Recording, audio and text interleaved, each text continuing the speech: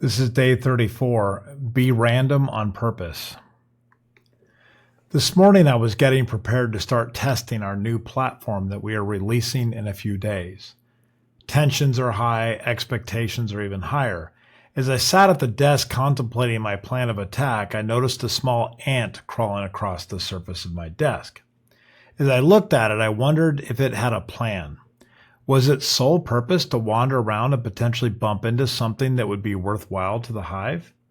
How many expendables were there like this? That is what got me to thinking, maybe I do not need a plan. Maybe my team has already done all the structured testing that's required. Maybe sometimes you should just be random.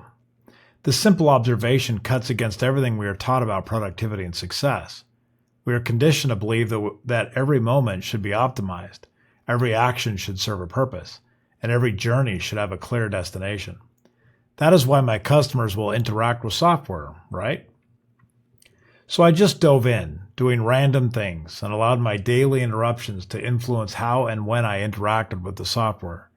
Sure enough, I found a few things that might not have been noticed with an exact prescribed process.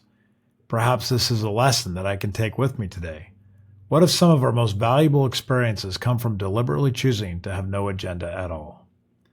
The beauty of randomness lies in its ability to surprise us. When we venture out with no predetermined outcome, we open ourselves up to possibilities we would have never considered. There is a fascinating parallel between random exploration and creative thinking. When we are constantly focused on specific outcomes, we limit our field of vision.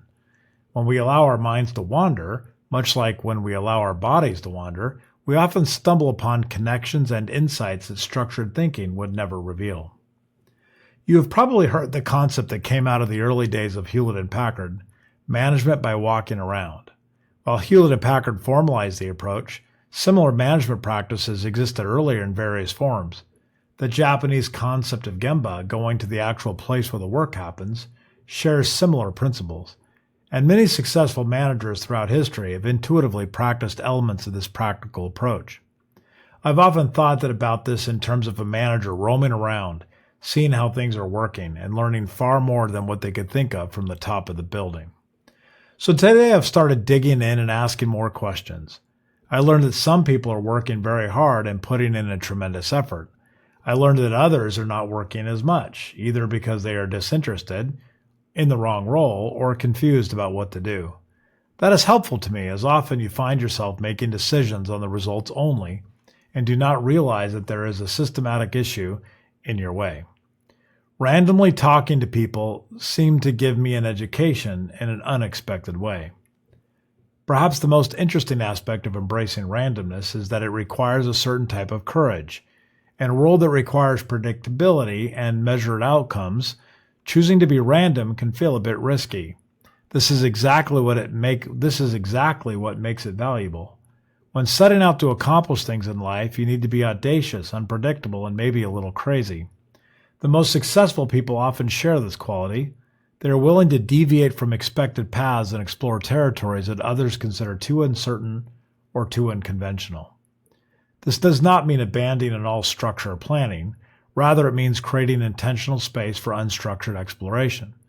Set aside time specifically for wandering, whether that is physical wandering through your city, intellectual wandering through books and ideas, or social wandering through conversations with strangers.